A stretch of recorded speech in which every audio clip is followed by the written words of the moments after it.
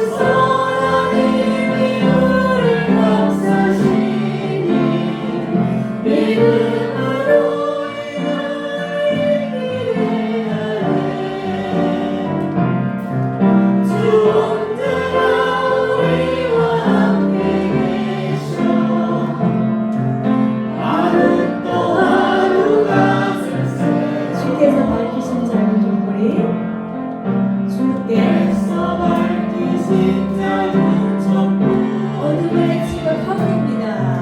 어둠을 알지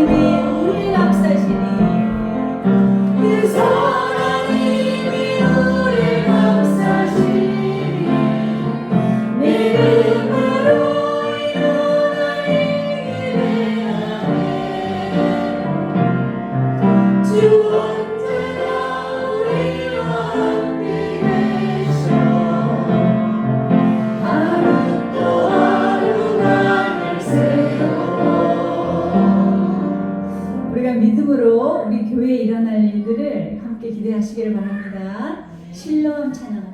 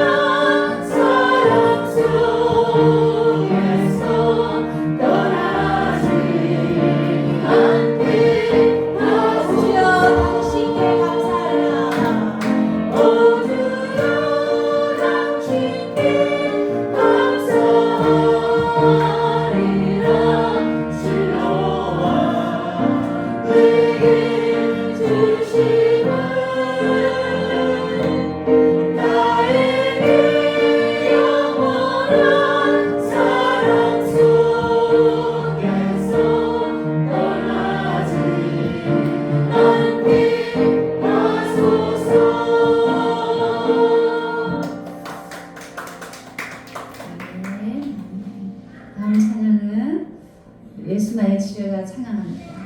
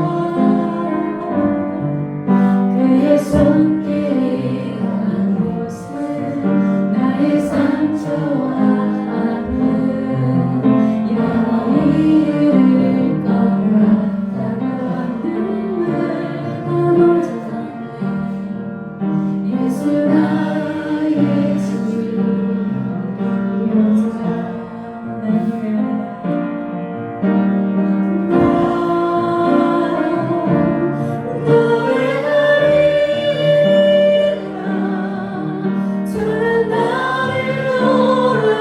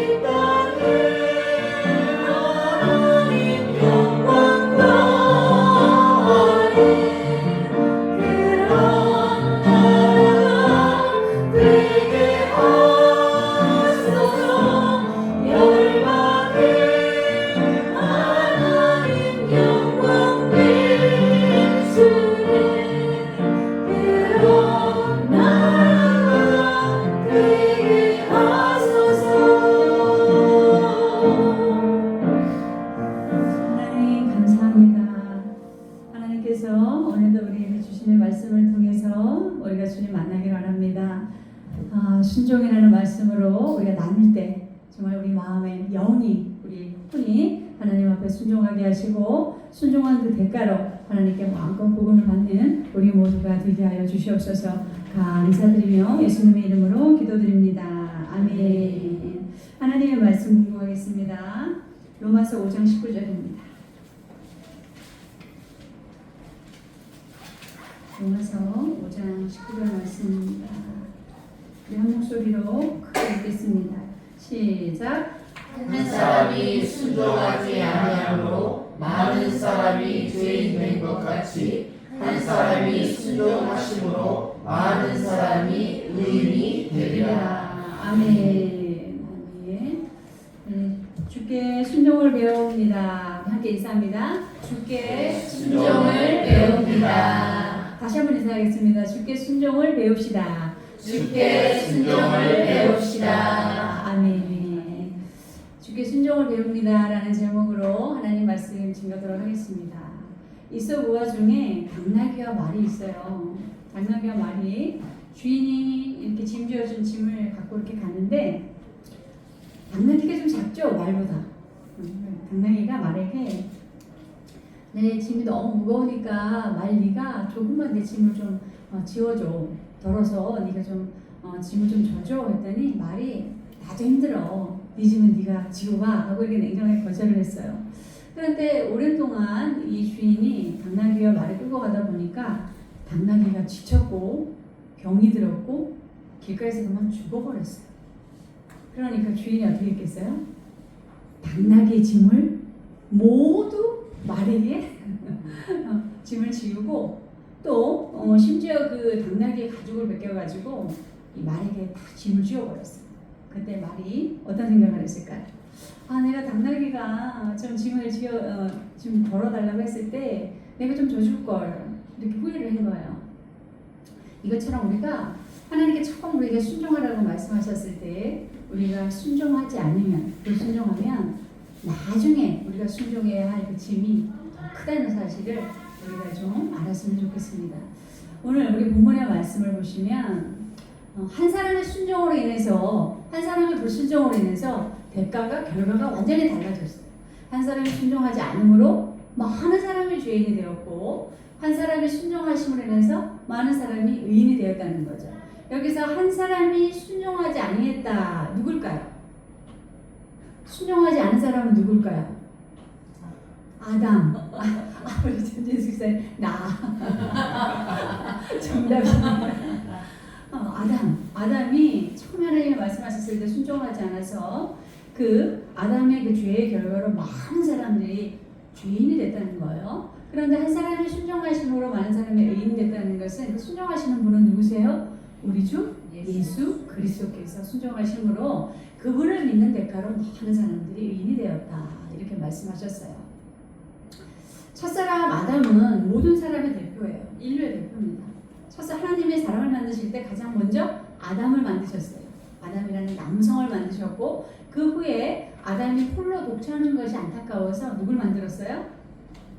그렇죠. 하와를 만들었어요. 하와 똑같은 말이에요. 하와를 만드셨어요. 그래서 부부가 되게 하셨는데 이 하와가 어느 날 이 하나님께서 에덴 동산을 창설하시고 이 에덴 동산에 있는 모든 과실을 다 먹어도 돼. 에덴 동산에서 마음껏 누리면서 살아가도 돼. 그런데 그 동산 중심에 있는 생명나무를 먹으면 안 돼. 전학을 알게 하는 그 나무 하나만 먹지 말아줘 라고 이렇게 부탁을 하셨어요. 명령을 하셨어요. 말아줘. 이건 청유 부탁이죠. 이게 아니고 먹지 말아라. 먹는 날에 내가 반드시 죽으리라. 이렇게 말씀하셨어요. 그런데 어느 날 뱀이 이렇게 하와에게 다가와서 하나님이 진짜 그 나무 먹지 말라고 그랬어? 그랬더니 이 하와가 이렇게 얘기하는 거죠. 그걸 먹으면 우리가 죽을 수도 있대. 하나님 뭐라고 얘기하셨어요? 반드시 죽는다 하셨잖아요. 근데 하와는 그 말을 조금 바꿨어요. 죽을 수도 있대. 그러니까 뱀이 뭐라고 그러냐면 아니야. 그걸 먹으면 네가 하나님과 똑같이 돼. 하나님의 자리에 너도 똑같이 오를 수 있어 라는 교훈을 심어준 거예요. 그러면서 하와가 자기가 그 나무를 맛있게 먹고 그 나무 열매를 맛있게 먹고 누굴 줬어요? 아담에게 먹였어요. 남편에게 먹였어요. 그래서 하나님께서 우리가 생각하기에는 하와가 가장 먼저 먹었기 때문에 하와가 죄를 받을 것 같은데 아담을 하나님께서 가장 먼저 남성으로 사람으로 대표성을 가지고 지으셨기 때문에 아담에게 그 죄를 전가하셨어요. 그래서 모든 사람의 대표는 누구예요? 아담이고 더불어 하와도 같이 저주를 받았죠. 이렇게 하나님께서는 이 아담, 즉 하와가 불순종한 죄가 아담에게로 이렇게 귀결되면서 아담이 큰 죄를 받고 벌을 받음으로 인해서 모든 인류가 태어나는 여자의 모든 후손이 이렇게 불의한 사람이 되어진다라는 말씀으로 오늘 우리에게 말씀하고 계세요.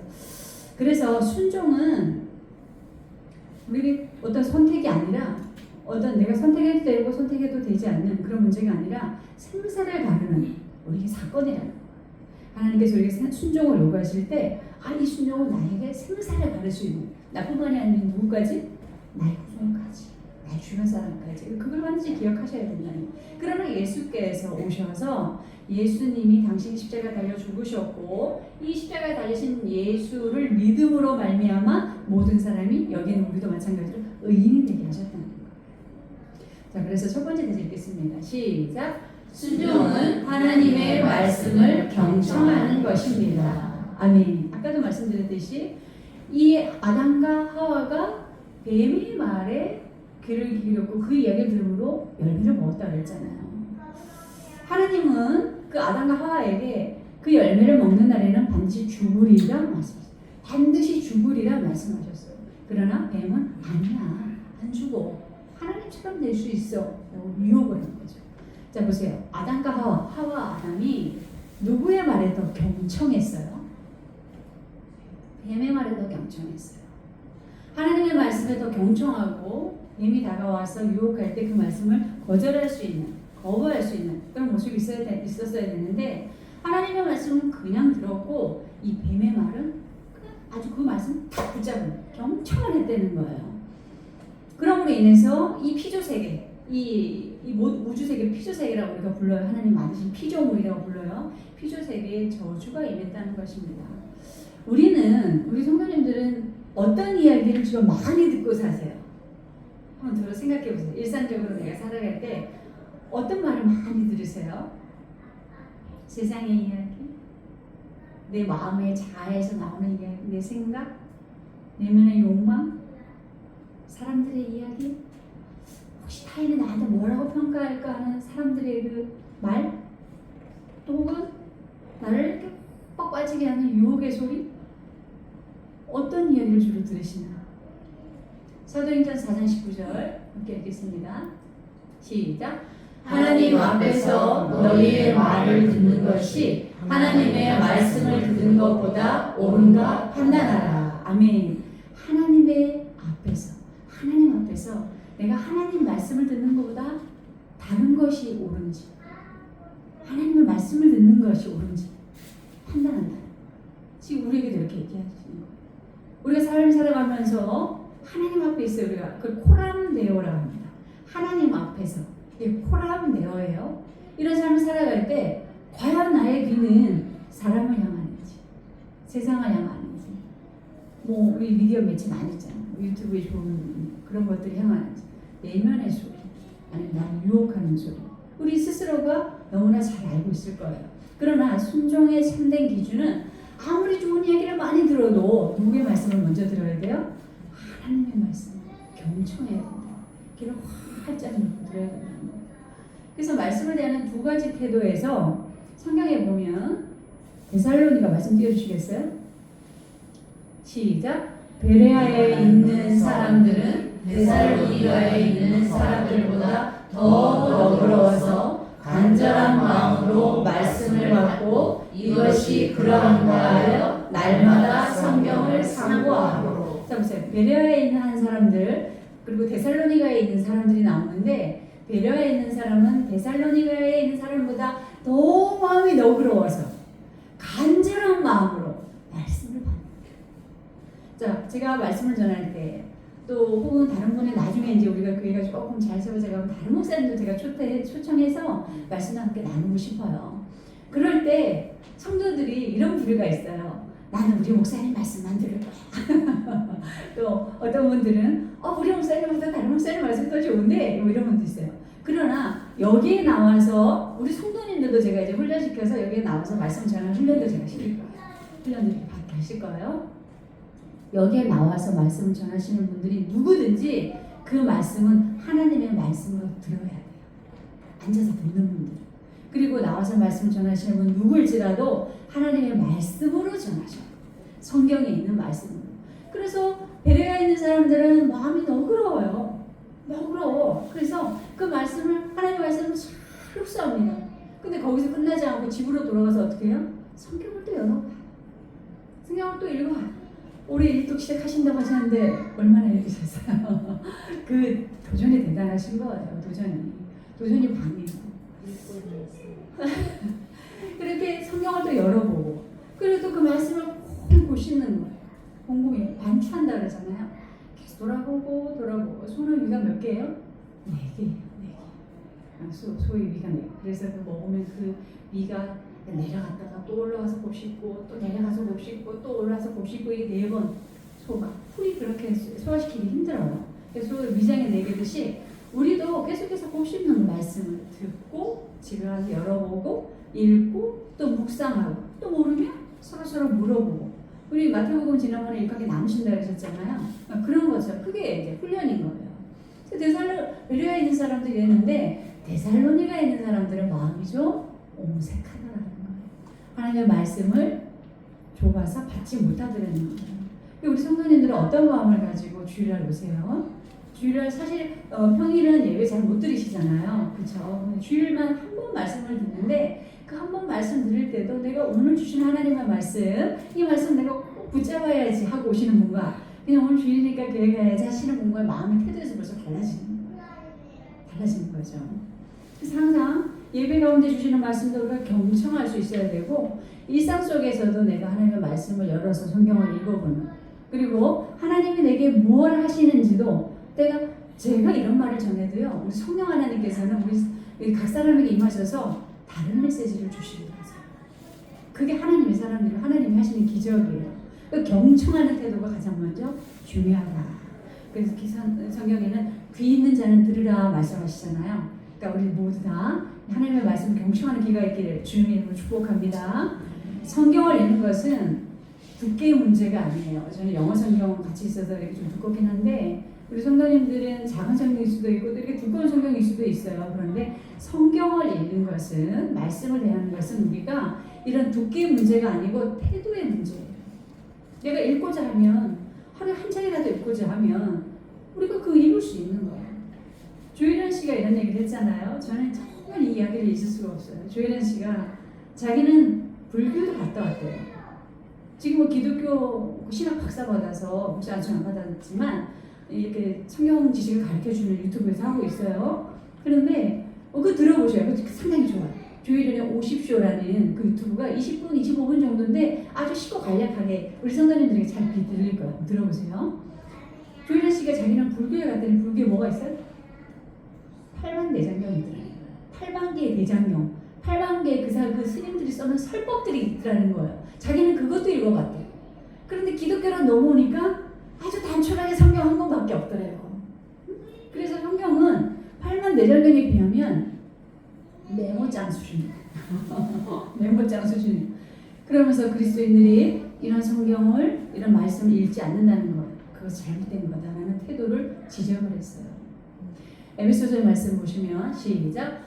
여러분을 두고 끊임없이 감사를 드리고 있으며 내 기도 중에 여러분을 기억합니다. 우리 주 예수 그리스도의 하나님이신 영광의 아버지께서 지혜와 계시의 영을 여러분에게 주셔서 하나님을 알게 하시고 여러분의 마음의 눈을 밝혀 주셔서 하나님의 부르심에 베푸시는 하나님의 영광스러운 상속이 얼마나 풍성한지를 여러분이 알게 되기를 바랍니다. 아멘. 하나님의 말씀을 알려고 하면 하나님의 말씀을 우리가 읽고 보고 듣고 하면 하나님께서 어떻게 하신다고 우리에게 지혜와 계시의 영을 부어주신대요. 성경을 깨달을 수 있도록 하신다는 것. 그래서 이 성경을 깨닫게 하셔서 이 성경을 읽어보니 와, 하나님이 우리에게 엄청난 복을 주시는구나 라는 것을 알게 되게, 풍성한지를 알게 되게 하신다는 거죠. 이렇게 성경이 약속하셨어요. 꼭 하나님의 말씀을 경청하시는 우리 성도님들이 되시길 주님의 이름으로 축복합니다. 두 번째 대제 읽겠습니다. 시작. 순종은 내 자신을 부인하는 것입니다. 마태복음 16장 시작. 이에 예수께서 제자들에게 이르시되 누구든지 나를 따라오려거든 자기를 부인하고 자기 십자가를 지고 나를 따를 것이니라. 아멘. 자기를 부인한다는 거예요. 말씀의 제목이 뭐였어요? 두 번째 대제의 제목이 뭐였어요? 순종은 내 자신을 부인하는 거예요. 내가 하나님께 순종하기 위해서는 내 자신이 부인되어져야 되는 거예요. 내 자신을 부인한다는 건 어떤 뜻이냐면, 주님을 따르는 데 있어서, 하나님을 따르는 데 있어서 나의 뜻, 나의 생각, 나의 경험은 전혀 고려하지 않겠다는 거예요. 즉 나는 없다는 겁니다. 그리고 오직 하나님 중심으로 따라가겠다는 거예요. 13세기에 아시시의 프란시스라는, 들어보셨죠? 프란시스 뭐 교황 이런 이름이 있잖아요. 이 수도사가 13세기면은 1100년에서 1200년대를 사셨던 분이에요. 지금 우리는 2000년대를 살아가시잖아요. 지금으로부터 1000년 정도 전에 이 아시시의 프란시스 이 수도사가 얼마나 대단하신 분이었냐면, 하나님의 영이 너무 강력하게 임하셔가지고 이분이 수도사님 오신데 이 소리만 듣잖아요. 그 마을에 있는 병자들이 그 소리만 들어도 치유가 됐어요. 그렇게 성령이 세게 역사하셨어요. 그리고 누가 지금 병이 났는데 고침을 받고 싶습니다 라는 이 프란시스가 그 이야기만 듣고 내가 기도하겠다고 전해라 그러잖아요. 그럼 그 이야기를 전해 들은 사람이 바로 그 자리에서 나왔어요. 이분이 직접 가시잖아요. 그렇게 하나님께서 강력하게 일하셨는데, 그분의 제자가 되겠다고 이제 사람들이 찾아올 때 너무나 많은 능력이 나타나니까 많은 사람들이 나는 그분의 제자가 되겠다고 막 그분의 사는 곳을 찾아갔어요. 수도원을. 그런데 이제 그분이 이렇게 보고, 이제 제자들이 되겠다고 오신 분들에게 저기 밭에 가면 배추들이 많이 있을 것이다. 야채들이. 근데 그 야채들을 뿌리를 위로하게 하고 몸통을 바닥에 심어라. 땅에 심어라. 이렇게 명령을 내렸어요. 그랬더니 그 제자가 되겠다고 온 사람들이, 이제 이 프란시스 수도사가 나이가 많아지니까 이제 정신이 좀 오락가락한다. 그런 사람들이 그냥 제자가 되겠다는 포기하고 돌아갔어요. 이 아시시 프란시스는 왜 그렇게 주문을 했을까요? 왜 이렇게 요구를 했을까요? 누가 순종하는 사람인지 몰라요. 제자에 있어서 가장 큰 조건은 바로 순종이에요. 스승이 뭘 원하든지 바로 순종의 자질이 있는가를 시험했던 거예요. 마찬가지로 성경에서도 이런 이야기를 가진 베드로의 이야기가 나와요. 베드로가 정말 어부로서 자기의 그 동료 어부들을 데리고 밤새 저기 갈릴리 바닷가에 나가서 밤새 고기를 잡으려고 그물을 던졌는데 정말 밤이 새도록, 새벽이 되도록까지 고기를 한 마리도 못 잡았어요. 그래서 낙심하고 동료들과 함께 돌아와서 이제 다음 물고기를 잡으려고 그물을 이렇게 바닷가에서 해변에서 수선을 하고 있는데, 예수님이 오시더니 예수님이 베드로에게, 베드로야 내 배를 타시고 저기로 나가, 배를 띄워라. 배를 띄워 나갔어요. 그러더니 예수님께서 베드로에게 자기가 그물을 내려서 고기를 잡지 못했던 그 지점으로 데리고 오시더니, 자 여기 그물을 내리고 고기를 잡아라 이렇게 얘기하는 거예요. 여러분들은 어떻게 하시겠어요? 여러분들은 전날 밤 거기서 고기를 못 잡으셨잖아요. 베드로도 마찬가지. 그러니까 베드로는 자기가 정말 고기를 잡는 것, 그리고 바다 생태계의 전문가로서 주님 제가 밤새 잡아봤지만, 예수님 잡아봤지만 안 돼요 고기 없어요. 이럴 수 있어요. 그런데 이 베드로가 그 자기의 생각을 적고 예수님께 이렇게 얘기해요. 주님, 제가 밤새 그물을 던졌을 때 고기를 잡지 못했어요. 그러나 제가 주님의 말씀에 의지해서 다시 그물을 내려볼게요. 자기가 가지고 있는 지식, 자기가 가지고 있는 경험과 판단, 자기가 가지고 있는 어떤 전문성을 내려놓고 예수님이 하라시는 대로 그물을 내렸어요. 어떻게 됐을까요? 만선했어요. 그물이 찢어질 정도로. 그래서 그 고기를 다 건지지 못해서 동료들을 불러서 동료들이 함께 그 고기를 건져야 하는 그런 만성을 경험했다는 거예요. 이렇게 순종 뒤에는 언제나 하나님의 은혜가 기다리고 있다는 걸 우리가 기억해야 합니다. 우리도 살아가는 동안에 우리가 이해할 수 없는, 우리가 정말 납득할 수 없는 그런 요구를 하실 때도 있어요. 내가 좀 예수님 믿고 잘 살아보려고 했더니 나한테 왜 이런 질병을 주지? 나한테 왜 암이 걸리지? 예수님 믿는다고 병 안 걸리는 거 아니에요. 많은 사람들이 병 걸리고 그리고 거기서 낫기도 하고 또 죽기도 해요. 그런데 왜 내게 이런 고난이 계속될까? 이러면서 하나님을 원망하기도 해요. 또 정말 내가 저 사람을 사랑하고자 하는데, 저 사람에게 잘해주고 싶은데 정말 저 사람은 나한테 늘 가시돋친 말만 하고 나한테 정말 박대하고 무시하고 그래요. 그런데도 하나님은 말씀마다 그를 사랑해요. 사랑 몇 번 해야 돼요? 무한대로 사랑하는 거. 계속해서 왜 저렇게 모렴치하고 몰상식한 사람을 사랑해야 될까? 도저히 이해하지 못하는 그런 일들이 있을 수 있어요. 또 내가 돈을 좀 모아서 또 유럽도 놀러도 가고 배낭여행도 가고 또 나의 계획에 뭔가 좀 투자도 하고 이래서 내 자아 발전에서 좀 돈을 열심히 모았는데 오늘 말씀에 예배드리는데 하나님이 그 돈 하나님께 헌금해라, 아니면 그 돈 선교지에 헌금해라, 그 돈 저 집사에게 나눠줘라. 그럴 때 이해하지 못하는 거예요. 왜 하나님은 이런 내가 순종하지 못할 일들을 요구하시는 거예요. 그러나 이런 것들이 우리에게 주어질 때 새롭게 해석하는 거예요. 하나님은 왜 그렇게 요구하실까? 하나님은 왜 다르게 요구하실까? 해석해보면 하나님은 이 일을 통해서 내가 괴롭힘 당하는 것을 원하시는 것이 아니라 하나님 앞에 순종을 배우게 하시는 거예요. 순종을 배우게 하시는 거예요. 여러분들의 것을 빼앗아서 그런 게 아니라 더 큰 것을 주시려고 지금의 그 작은 것을 달라고 하시는 거예요. 순종을 배우게 하시는 거예요. 그리고 그 순종을 통해서 그 뒤에 하나님이 가지고 계신 은밀한 계획들이 있다는 거예요. 위대한 계획들이 있다는 거예요.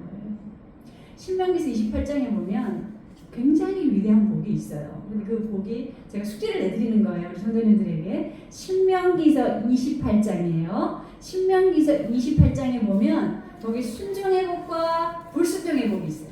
신명기서 28장. 순종했을 때는 어떤 복을 받고 불순종했을 때는 어떤 결과가 주어지는지 그 대가가 있는데 오늘 집에 돌아가시면 꼭 그 말씀을 읽어보시고 다음날 우리 주일에 모였을 때 우리 그것을 좀 나눴으면 좋겠어요. 이렇게 하나님께서는 우리에게 순종을 요구하실 때 우리가 이해하지 못한, 납득하지 못하는 그런 어떠한 숙제들을 주신다는 거예요. 과제들을 주신다는 거예요. 그러나 그러할지라도 우리가 하나님 잘 못해요, 하나님 할 수 없어요, 이런 태도가 아니라 곰곰이 생각해 본다는 거예요. 곰곰이 숙고해 본다는 거예요. 왜 나에게 이런 어려운 고난을 혹은 과제를 주실까? 그러면 무언가 있구나, 은밀한 계획이 있구나, 이렇게 여기시면서 순종하시길 주님의 이름으로 축복합니다. 세 번째 되짚겠습니다. 시작. 순종은 하나님의 말씀대로 살아내는 것입니다. 에스겔 말씀 시작. 나는 여호와 너희의 하나님이라. 너희는 나의 율례를 따르며 나의 규례를 지켜 행하라. 또 나의 지시를 거룩하게 할지어다. 아멘. 우리가 많이 아는 거 많이 알아요. 많이 알아요. 아는 만큼 살 수 있으니까. 그런데 많이 안다고 해도 그 아는 것만큼 살아내지 못하면 우리에게는 위선이라는 게 발생해요. 위선이라는 게 생겨요. 내가 많이 아는 것처럼 막 이런 이야기를 한단 말이에요. 그런데 삶이 맞춰주지 못한다? 그래서 우리가 이런 말 하잖아요. 뭐 내로남불이다 뭐 이런 얘기를 하잖아요. 같은 맥락이에요. 위선이 발생한다는 거예요. 참된 그리스도인들은 내가 아는 만큼 살아가요. 내가 아는 만큼 살아내려고 노력해요. 그리스도인들이 예수님 말씀 너무 좋은데 나는 예수님을 믿노라 하는데 그 삶이 받쳐주지 못하니까 간디가 이런 말을 했다고 제가 말씀드렸죠. 나는 예수 그리스도는 너무 좋은데 예수 그리스도를 믿는 그리스도인이 싫어서 어디 안 간다고요? 교회를 안 온대요. 그러니까 우리의 모습을 통해서 누구의 모습을 보는 거예요? 예수님, 하나님의 모습을 보는 거예요. 우리의 모습을 보고 너무 좋아요. 따라가고 싶어요. 본받고 싶어요. 그러면 교회에 함께 올 수 있다. 마태복음 7장 21절에 시작. 나더러 주여 주여 하는 자마다 다 천국에 들어갈 것이 아니요 다만 하늘에 계신 내 아버지의 뜻대로 행하는 자라야 들어가리라. 그날에 많은 사람이 나더러 이르되 주여 주여 우리가 주의 이름으로 선지자 노릇하며 주의 이름으로 귀신을 쫓아내며 주의 이름으로 많은 권능을 행하지 아니하였나이까 하리라. 그때에 내가 그들에게 밝히 말하되 내가 너희를 도무지 알지 못하니 불법을 행하는 자들아 내게서 떠나가라 하리라. 아멘. 내가 주님을 잘 믿는다고 해요. 내가 주님을 잘 믿었고 선지자 역할도 말씀도 잘 전했고요. 그리고 내가 귀신을 쫓아내기도 했어요. 내가 어떤 기적도 벌였어요. 이렇게 막 예수님 앞에 자랑을 했어요. 그런데 예수님 뭐라 그래요? 나는 너를 모른다.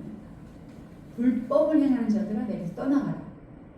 아는 만큼 삶을 살아내지 못했기 때문에 하나님께서 이렇게 저주스러운 책망을 하신 거예요. 우리도 마찬가지입니다. 우리도 이제 지금 시작이어서 우리 계속해서 배워나가야 되고 저도 우리 성도님들이 말씀 아는 만큼 그 말씀만큼 잘 살아내기를 기도하고 있어요.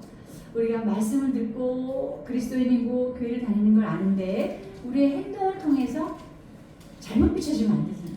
행동을 통해서 하나님이 정말 그야말로 욕먹는 일이 있어서는 안 되잖아요. 그렇죠? 그래서 우리 삶이 말씀의 삶이 되어야 합니다. 마태복음에 보면 5장, 6장, 7절에 산상수훈이라는 말씀이 나오는데 그 말씀은 예수님께서 산에 이렇게 올라가셔가지고 제자들을 앉혀놓고 그리스도인은 어떻게 살아야 하는 거야? 라고 쉽게 말씀해 주신 부분이 있어요. 우리가 나눴던 그리스도인은 소금과 빛의 역할을 해야 돼. 이 말씀. 선한 영향력을 끼쳐야 된다는 거예요. 그리고 또 형제에게 노하면 안 돼. 형제를 미워하면 안 된다는 거예요. 그리고 원수가 있을 수 있죠. 나를 미워하는 사람, 내가 미워하는 사람이 있지만 그를 사랑하는 거. 또 약자를 위해서 구제하고 또 위선 떨지 않는 거. 그리고 남을 함부로 비판하지 않는 이런 일들을 자세히 기록을 해놓으셨어요. 그래서 그것을 기록만 하신 게 아니고 우리에게 말씀하시면서 그리스도인은 이렇게 살아내는 거야 라고 가르침을 주시는 말씀이세요. 우리도 그 말씀 보면 예수님이 정말 예수님이 그렇게 사셨기 때문에 우리에게 가르쳐 주시는 거예요. 예수님이 당신이 우리를 사랑함으로 인해 십자가 달려 죽으신 건 우리를 위해 죽으신 거예요. 그러니까 우리가 십자가에 달려 죽기까지는 못하더라도 우리가 성경에 있는 말씀은 어느 정도는 살아낼 수 있도록 노력을 해야 되는 거죠. 아까 아시시 프란시스 수도사는 자기 제자들을 데리고 자 복음을 전하러 가자 이렇게 말씀하시는 거예요. 제자들이 쭉 따라갈 거예요. 가면 그 프란시스가 거지, 나병환자, 장애인 이렇게 다 길가에 버려져 있는 사람들을 다 끌어안아주고 그 나병이 나서 막 살점이 떨어질 때 뽀뽀해주고 머리 쓰다듬어주고 기도해주고 그렇게 가는 거예요. 보는 사람마다. 그러니까 제자들이 이상한 거예요. 예수님의 복음을 전하러 가자. 이건 말씀을 전하러 가자. 이건데 왜 말씀을 전하지 않고 저렇게 하셨을까? 나중에 돌아오면서 수도사님 왜 복음을 전하지 않으시고 키스해 주시고 안아주시고 그대로 위로해 주시고만 오시는 거예요. 라고 하니까 이것이 바로 복음이다. 그 말씀대로 예수님이 하신 것처럼 똑같이. 그러니까 많은 사람들이 이 프란시스 주변 곁으로 모여서 믿음 생활을 하는 정말 그런 힘들고 어려운 사람들이 많은 거예요. 그래서 공동체가 엄청나게 커졌어요. 가난한 약자들이 모두 몰려요. 엄청나게 커지고 그러면서 공동체가 너무 방대해지니까 이제 교황이 직접 치료하고 간섭해야 되는 그 정도로 공동체가 커져버렸어요.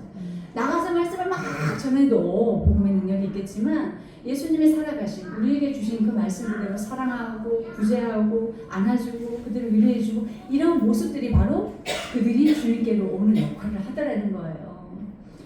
그래서 우리가 오늘 주신 말씀처럼 우리도 저런 삶을 살아야 돼요. 우리 성도님들의 각자 하나 목표를 정했으면 좋겠어요. 나는 일상을 살아가면서 나는 어떤 모습을 통해 내 그리스도를 전하겠다. 예수님을 전하겠다. 하나님을 전하겠다. 이런 목표가 있었으면 좋겠는데요. 이 본문의 말씀, 이 프란시스 수도사의 이야기도 듣고 또 착한 행실을 보여라. 그게 하나님께 영광이 된다라는 말씀을 듣고 어떤 권사님께서 이런 생각을 하신 거예요. 나도 착한 행실을 좀 보여야겠는데 나는 뭐가 있을까 생각을 한 거예요. 근데 이분이 장을 자주 보러 가세요. 시장에. 그래서 이제 딱 마음 먹었어요. 시장에 가서 야채를 살 때마다 싱싱하고 좋은 거 달라고 하지 않고 이제 좀 빼놓은 거 있잖아요. 좀 이렇게 세일 들어간 거, 그런 이제 팔지 못한 이런 것들 오래 달라고 다 사는 거예요. 그러니까 갈 때마다 그렇게 사줬어요. 그러니까 그 시장 상인이 장사하시는 분이 계속 그렇게 사가시니까 도대체 당신은 뭐 하는 사람이냐고 물어본 거죠. 근데 나는 예수님 믿는 사람이다. 예수님 믿는 사람은 좋은 거 탐하지 않는다. 오히려 좀 이렇게 이렇게 상처가 나도 이런 거 좋은 거를 사간다 이러면서 좋은 얘기를 해줬는데 얼마 지나지 않아서 그 야채 가게 사장님도 나도 그 회 가겠다. 나도 그 회 가겠다고 따라갔어요. 자 이거예요. 억지로 끌고 오려 하지 않아도 우리가 삶으로 말씀 들은 대로 삶으로 살아내면 전부가 될 수 있다. 예수를 믿게 할 수 있다는 하나님을 자랑할 수 있다는 거예요. 그래서 우리 성도님들도 작지만 너무 큰 계획 세우면 못해요. 작은 거 내가 말을 예쁘게 하겠다 이런 계획, 또 내가 사람을 세워주는 이야기를 하겠다, 또 내가 시장에 갔을 때 물건을 정말 인색하게 깎지 않겠다 글이 쓰이는데도 정말 야하게 깎으시는 분들이 있어요. 그러지 않겠다. 아주 작은 거 충분히 있을 수 있잖아요. 그런 목표들을 하나 정해서 내가 주님 앞에 말씀대로 살아가 순종을 보이겠다 삼으셨으면 좋겠습니다. 그런 우리가 되기를 주님의 이름으로 축복합니다.